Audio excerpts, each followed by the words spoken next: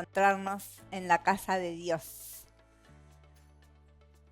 Dejamos que los niños vayan a sus hogares y mientras tanto nosotros pensamos lo siguiente: ¿cómo están nuestras relaciones con las personas que nos rodean, con los miembros de nuestra familia, con los vecinos, con todos aquellos con los que nos rodeamos? Del 1 al 10, ¿qué número le pondríamos a nuestras relaciones? Y para saber cómo están nuestras relaciones, vamos a mirar un ejemplo, y es el ejemplo de Jesús. Cuando fue la conquista de la tierra prometida, al principio cada una de las tribus se manejaba en forma independiente. Cada tribu se manejaba en forma independiente. 12 tribus, 12 manejos diferentes. Y no fue un tiempo brillante para Israel, porque conocemos la historia, la podemos leer en el libro de los jueces y sabemos que cada uno hacía lo que bien le parecía. Cuando los enemigos lo apretaban, entonces se acordaban de que Dios existía, buscaban de Dios y después, con el correr del tiempo, volvían a repetir la historia. Recién en el reinado de Saúl, él intentó unificar, que Israel fuera una nación, que las 12 tribus fueran una nación y que convivieran como nación, pero no lo consiguió. Recién en el reinado de David, Israel fue una nación unificada y duró hasta Salomón. Solo el reinado de David y de Salomón. A la muerte de Salomón, Jeroboam se levantó en el norte y ahí, como ustedes lo pueden seguir en los libros de los reyes, en las crónicas, nuevamente, solo que ahora en dos, no en 12, en dos. El reino del norte, el reino del sur.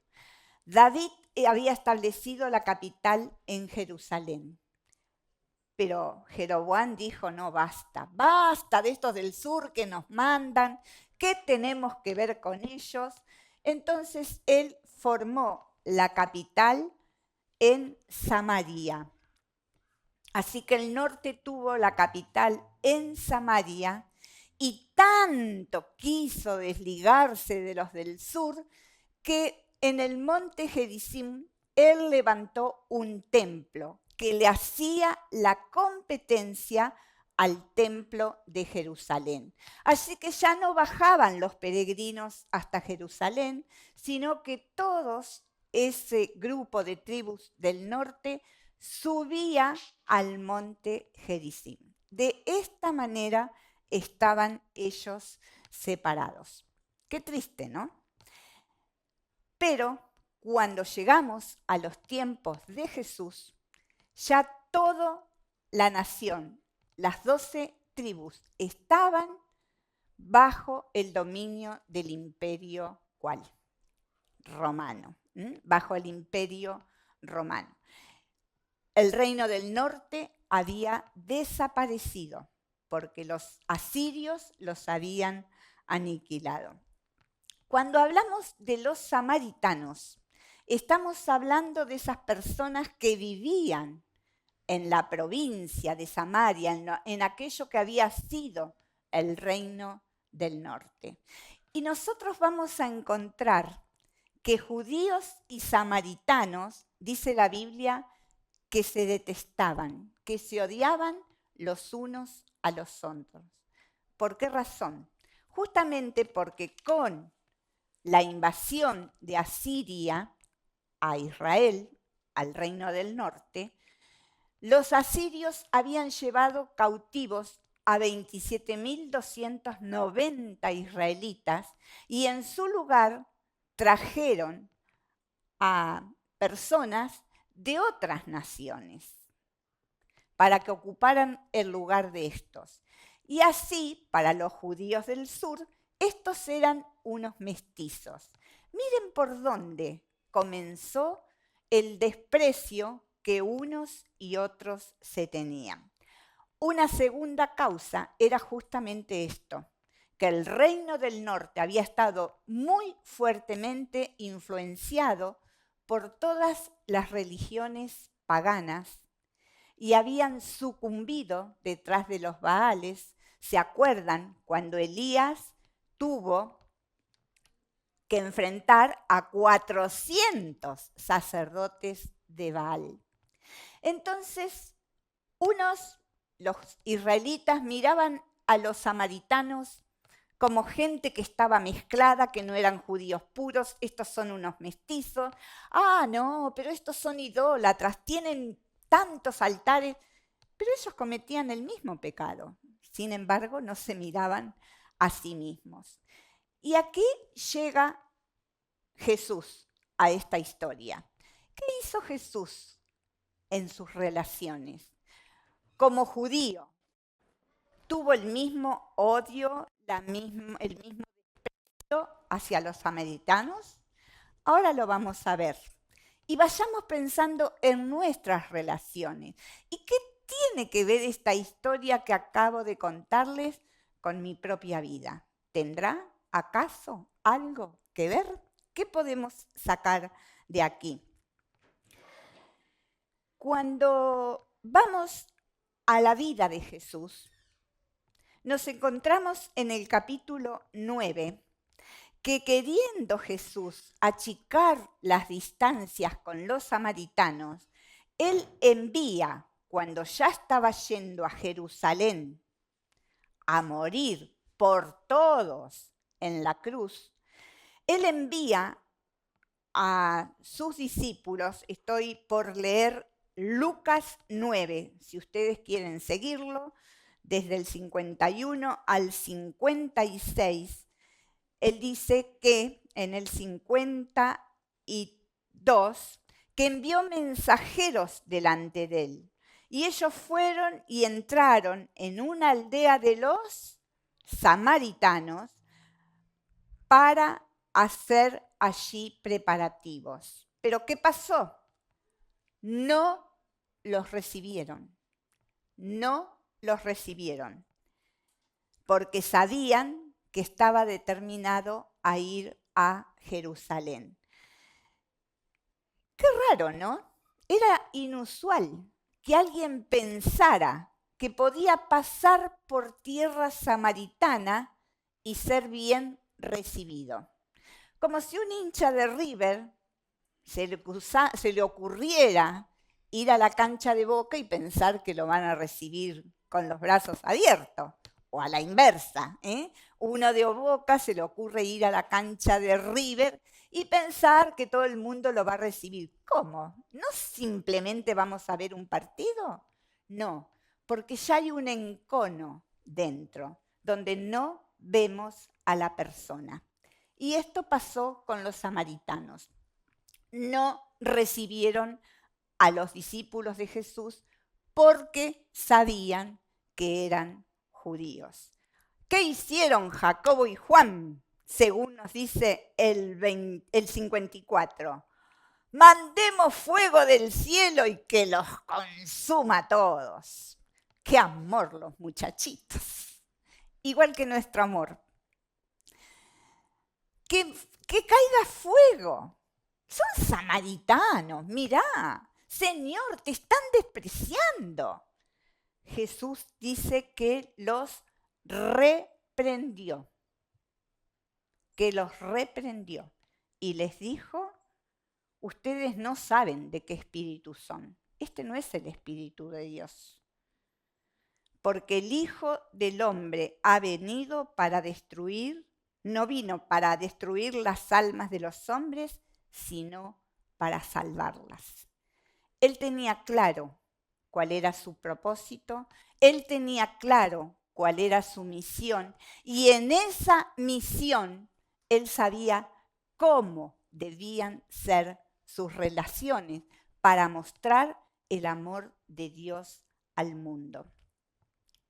Pasa un corto tiempo, no sabemos cuánto, en ese peregrinar a Jerusalén, él está avanzando rumbo a su destino y nos encontramos que un intérprete de la ley se le acerca a hacerle una pregunta. ¿Quiénes eran los intérpretes de la ley? Aquellos que eran expertos en conocer la palabra de Dios, la voluntad de Dios, toda la ley que Dios había dado por medio de Moisés. Y dice el relato en Lucas capítulo 10, en el verso 25, Maestro, ¿qué tengo que hacer para heredar la vida eterna? Pero no era una pregunta sincera. Se había acercado a Jesús con una pregunta capciosa, tratando de hacerle pisar el palito al Señor. Entonces el Señor Jesús lo mira y le dice lo siguiente: ¿y qué está escrito? ¿Cómo lees? Allí lo avergüenza al intérprete de la ley. ¿Por qué razón? Porque el intérprete entiende que Jesús le dice: si tanto decís que conocés la ley, tenés la respuesta. ¿Qué dice la Biblia? Y el intérprete le responde: amarás al Señor tu Dios con todo tu corazón, tu alma, tu fuerza. Muy bien, le dijo Jesús. Hacé esto y tenés la vida eterna. Pero cuando él se vio desnudado en esa pregunta, él dijo: ay no, tengo que zafar, ¿cómo hago? Entonces le vuelve a repreguntar: ¿y quién es mi prójimo? ¿Quién es nuestro prójimo? Y Jesús entonces le hace un cuentito, le relata una historia para captar la atención de ese intérprete, de ese conocedor de las Escrituras. Y es la parábola del buen samaritano.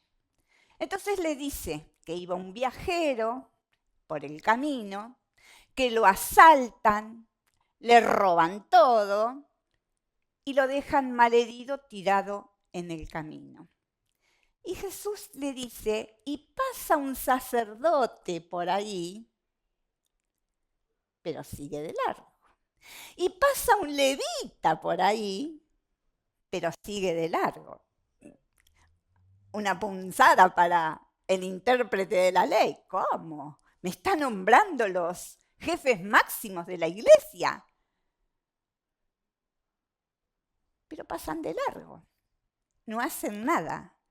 Y entonces Jesús le dice en esta historia que le cuenta, pero que un samaritano que iba de camino lo ve a este hombre judío tirado y se acerca y hace lo que los otros no hicieron.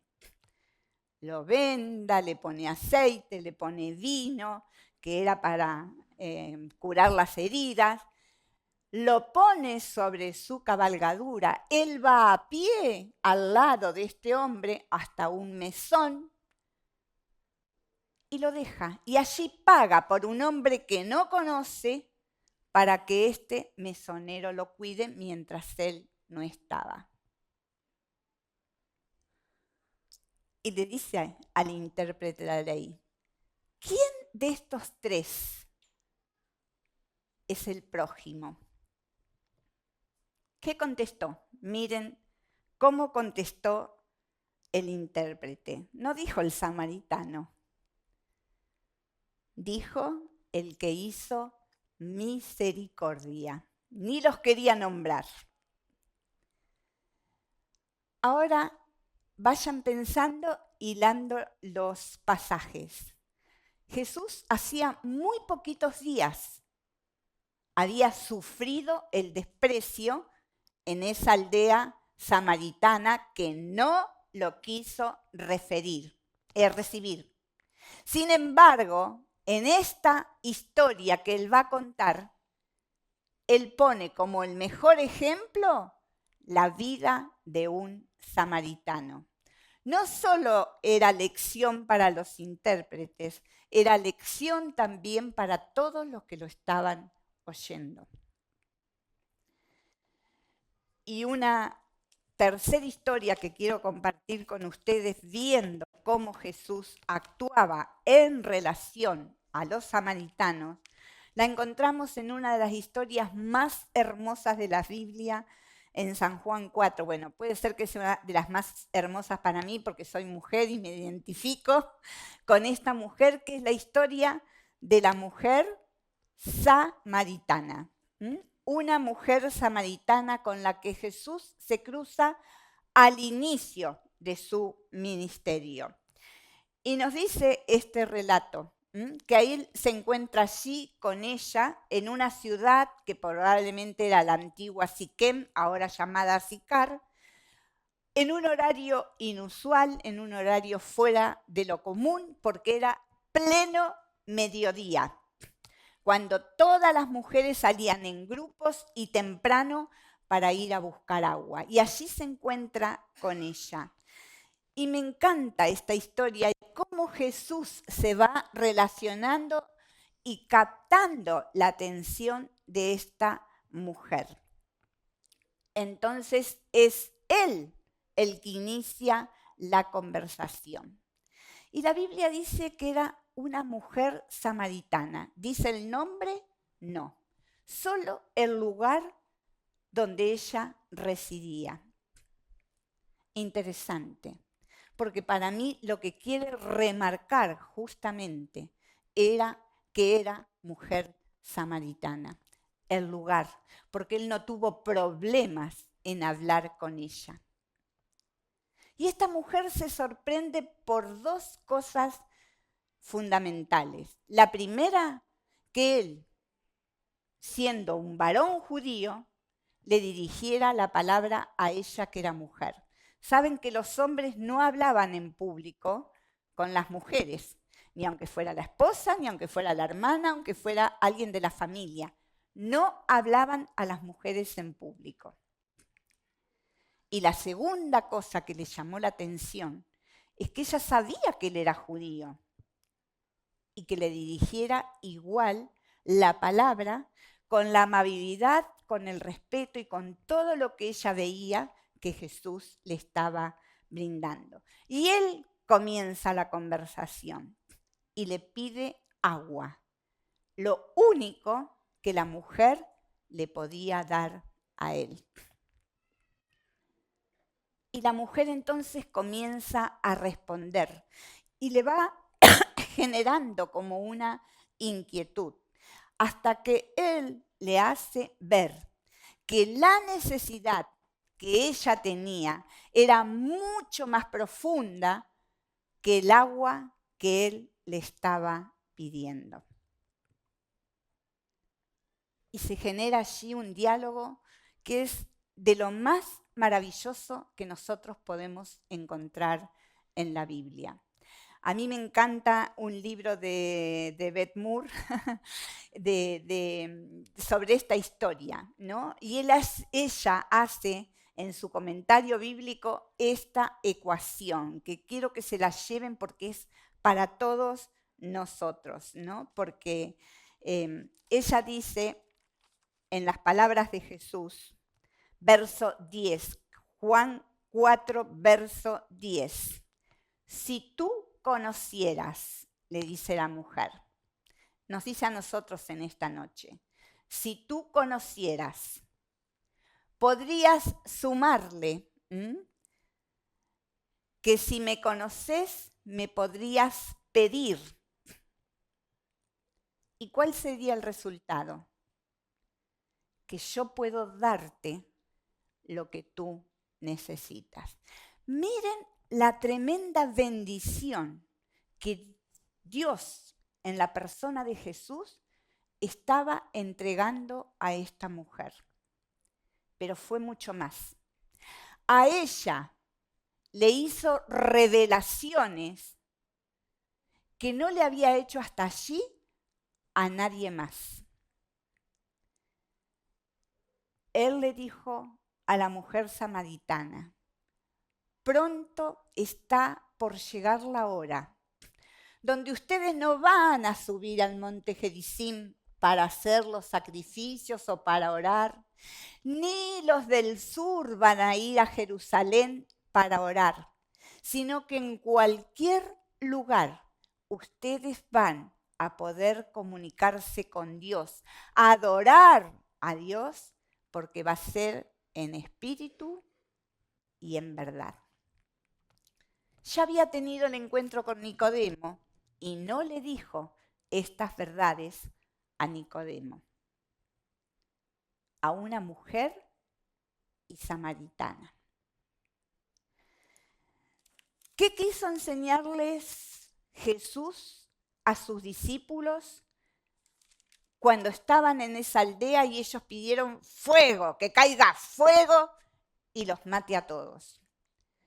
El principio de la tolerancia, que es el mismo principio que en esta noche nos quiere enseñar a cada uno de nosotros. El principio de la tolerancia dice que yo voy a tratar al otro con todo el respeto que la otra persona merece.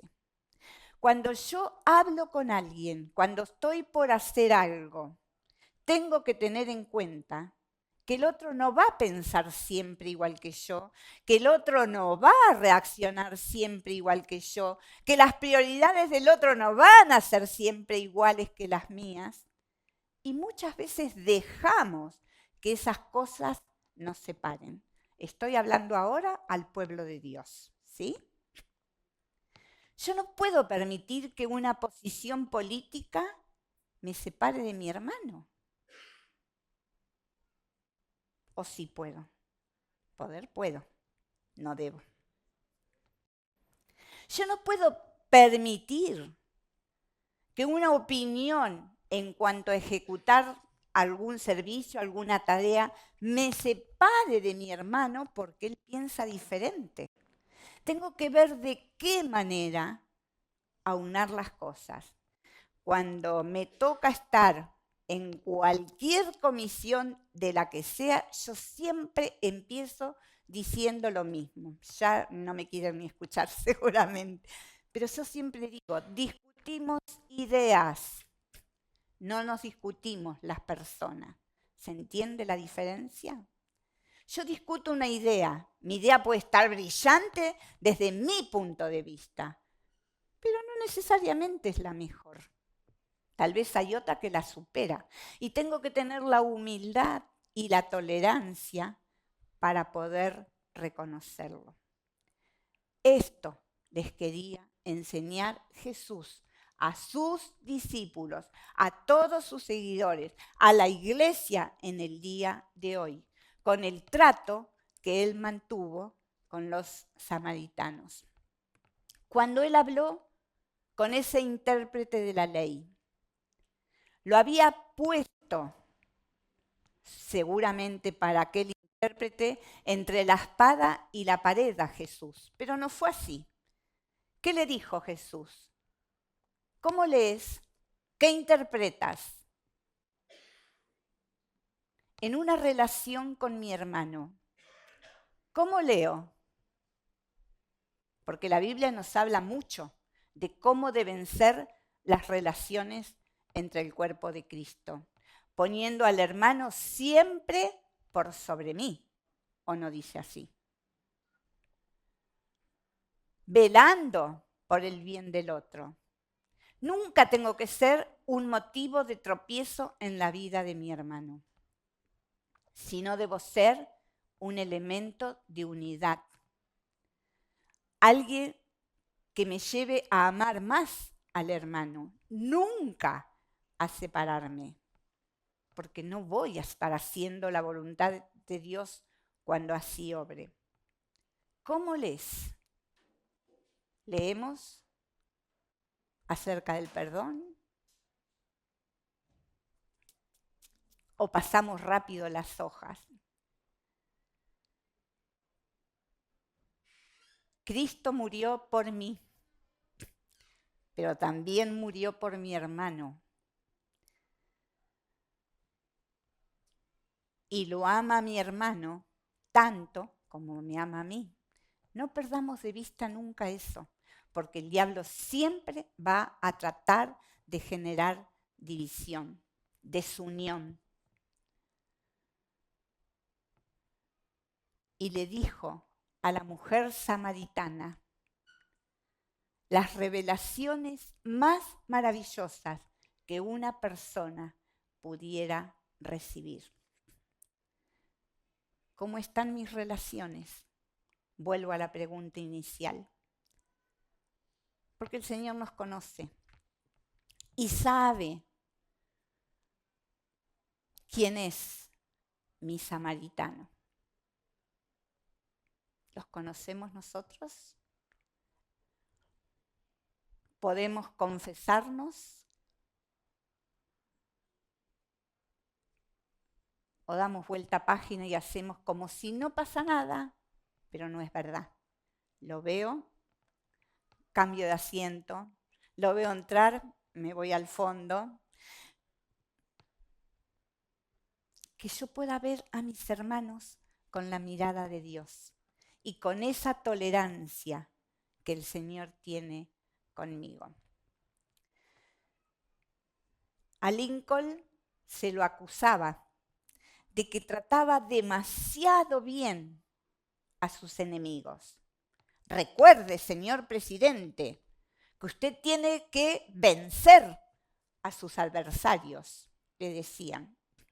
Lincoln, un hombre de Dios, que amaba a Dios por sobre todas las cosas y buscaba hacer su voluntad.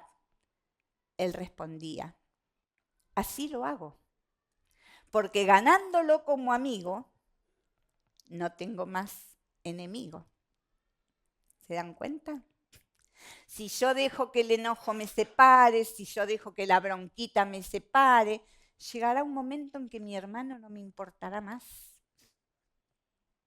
O lo veré aún con amargura o con resentimiento. Puede ser un hermano en Cristo, puede ser un miembro de la familia. Nuestros samaritanos, ¿quiénes son? Esa es una pregunta que cada uno de nosotros tenemos que contestarnos. El amor siempre vence. Y si nosotros seguimos las pisadas de Jesús, siempre tendremos victoria en nuestras relaciones. Ah, pero el otro no se lo merece. ¿Y yo me lo merezco? ¿Era tan santa que Cristo murió por mí de lo buena que yo era? No. Jesús enseñó sobre los dos deudores. No olvidemos eso, nunca. Miramos hacia adentro y oramos. Que el Señor nos ayude realmente a mirar quién es mi samaritano. ¿Es un familiar? ¿Es algún vecino? ¿Es un hermano de la congregación? Dios no quiere que seamos hipócritas, porque a veces nos escondemos en esto, ¿no? Ah, bueno, pero si lo saludo y hago cuenta que todo soy una hipócrita. No. Tengo que llegar orando, pidiéndole ayuda al Señor a realmente poder amar a ese hermano o a esa hermana. Para que no sea hipócritamente y con una careta por afuera cuando en mi interior hay otros sentimientos. Pero si yo me humillo, si yo busco a Dios, llegará el día que Dios me va a dar la victoria y podré amar a todas las personas que hoy son mi samaritano. Mientras dependa de nosotros, dice la Biblia, estemos en paz con todos. Y no hay nada tan hermoso como poder vivir en paz los unos con los otros. Jesús nos dejó el ejemplo. No nos pidió nada, ni nos pide nada que Él no lo hubiera hecho en primer lugar. Nos mostró el cómo. El camino de la humillación, el camino del amor, el camino del renunciamiento a mi propio yo, el camino de la tolerancia.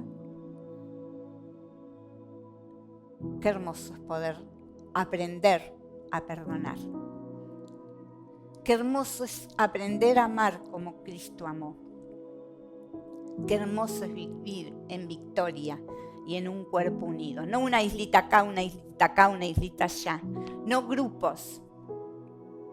Una iglesia unida. Un cuerpo unido. Sin samaritanos o judíos por separado. Un único pueblo de Dios, redimido por Dios. Que podamos, como Jesús le dijo a la mujer, orar, adorar en espíritu y en verdad. Cuando los puentes están rotos, no hay manera. No nos engañemos. No hay manera. Nuestra adoración no llega donde tiene que llegar. Oramos. Te damos gracias, Señor, por tu ejemplo. Porque en todo podemos mirarte e imitarte.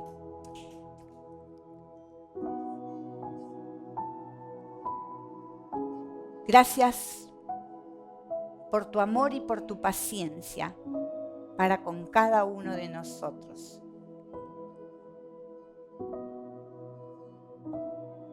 Señor, ayúdanos en esta hora a identificar nuestros samaritanos, Señor. ¿Con quién tenemos conflicto? ¿Con quién no nos llevamos bien? ¿Con quién hemos tenido pequeñas escaramuzas o sinsabores y están guardados ahí en el fondo del corazón? Ayúdanos a actuar como tú actuaste, Señor. Ayúdanos a perdonar con tu perdón. No de boca hacia afuera, sino en la profundidad del corazón. Revélate a cada vida, Señor, para que en esta noche no sea una palabra que pasa, sino una palabra que queda grabada.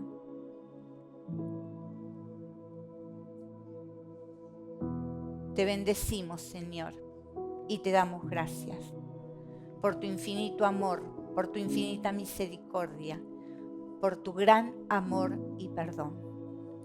En el nombre de Jesús, te bendecimos y te bendecimos. Amén y amén.